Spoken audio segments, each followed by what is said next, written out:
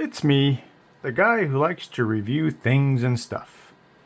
And today, I have my new Z490 Taichi board with the Core i9 10900KF proc.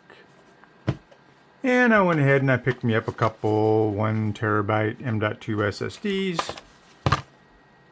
And my current rig is the Threadripper 3950X and a 2080 Ti. And I think I've got 4 512 gig M.2s on the Asus Carbon board. But yeah, it's time to upgrade after a year and a half. So in this video, I'm going to be mounting my M.2s, my proc, and we're going to take it out of the box and just kind of do a little preview on it and see what all this board has to offer. Now, I originally went with a Threadripper, like I said, about a year and a half or so ago, mainly because I do a lot of development work. And I like to game, so I kind of thought the Threadripper was going to be a good, all-purpose, all-around, processor. But as I said, I do a lot of gaming, and yeah, gaming performance on that processor is just terrible when compared to an Intel. So I figured, well, you know what? The new Intel, 10 cores, 20 threads, 5.3 gigahertz, why not? So this is the Taichi board. I'm kind of going for a steampunkish type look on my new build. So I just picked up, I can't remember what the case was called, but it's basically the side panel is actually a see-through LCD screen. So it's basically you can put whatever you can put on a monitor on there. So I went with that. I got... I'm going to go with hardline tubing, PETG. Got a bunch of copper fittings already on the way. The case will be here, I think, Wednesday, I believe it was saying. So temporarily, I'm just going to throw this into a temporary case, throw my M.2s on here in the processor, go ahead and get everything installed and ready to roll. And all I got to do is just pull everything out, swap it over into the new case. I'll probably do it over the weekend, I'm going to say. So I am filming this on one of my Z Fold 2s, so not quite sure how this is going to go with doing this processor on here, so I got to be kind of careful.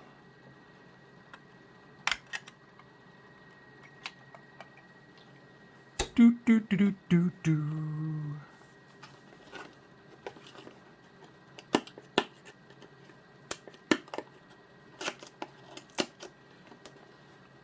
I mean, it would have been nice if they would have included a cooler with the processor, just a temporary one. But that's okay, because I have a spare 240 all-in-one cooler I can just use temporarily until I get everything up and running. But there we go. Oh, yeah. Let me see. Oh, smells like Intel. Definitely an Intel proc.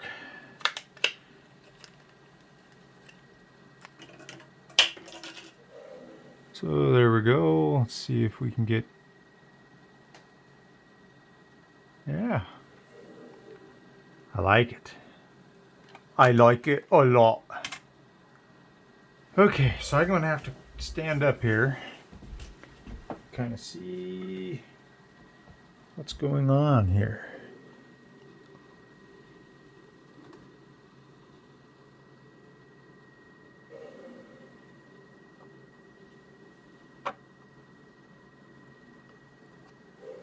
Like a glove.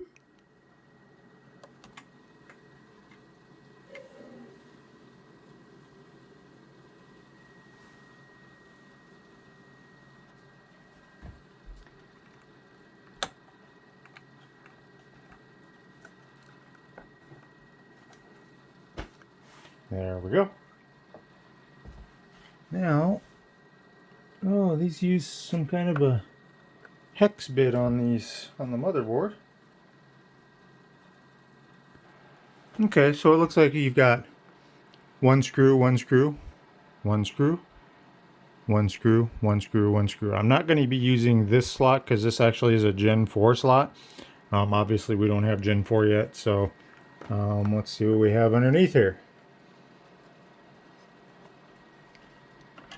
So we've got one, and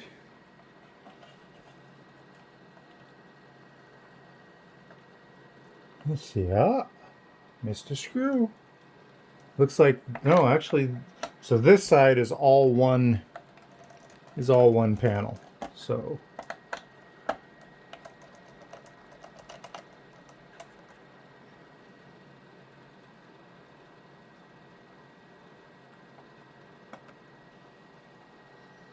don't really trust the magnetism of this thing very well.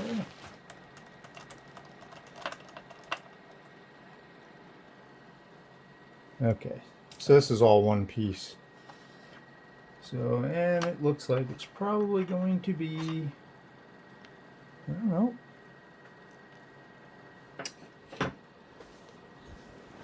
Let's see.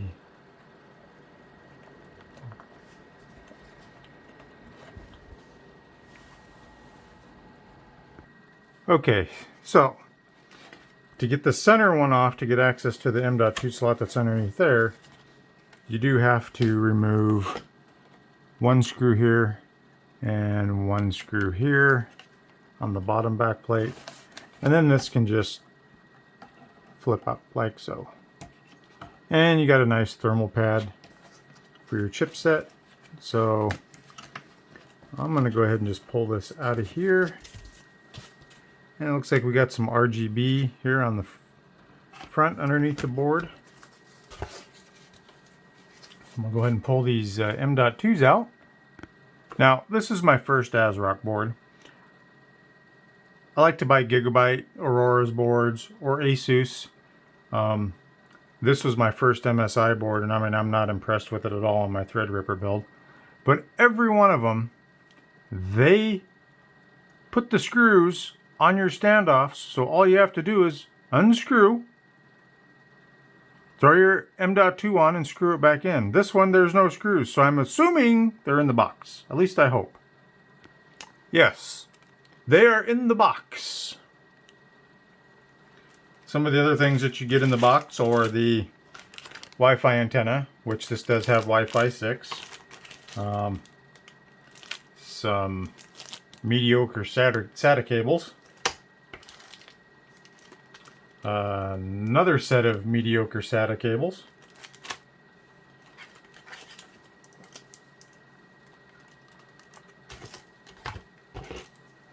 A couple extra standoffs for the other M.2. And a SLI bridge, which I'm pretty sure SLI is dead. What else do we get? We get a gigantic manual. I like the way that sounds. And then you get some Velcro straps. And you get a CD and some stickers.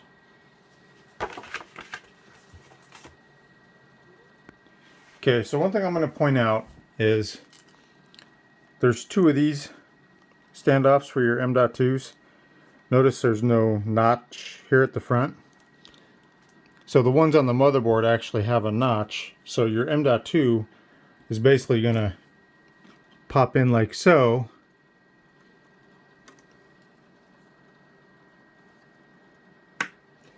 And then it's going to sit down in that notch. You don't need to put a screw in there because basically when you put the heatsink back on, it's going to push down right into that notch, and then you'll use the screws that came off the heat sinks, and then it should make everything nice and tight.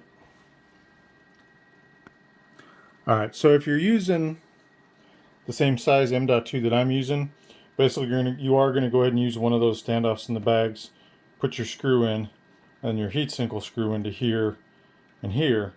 But then on this slot, you're basically going to go ahead and just lay your M.2 in here, and then let the heatsink on the middle one go down over the top of it. Now you do have some tape that's on here that you will need to remove. Okay, so got the M.2s installed.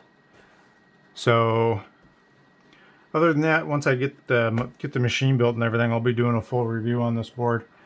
I went with this board because, I mean, it did have excellent reviews. And like I said, the theme of this board is really going to match my build really well when I get it done. So other than that, I hope you enjoyed the video, and if you have any comments, please leave them below.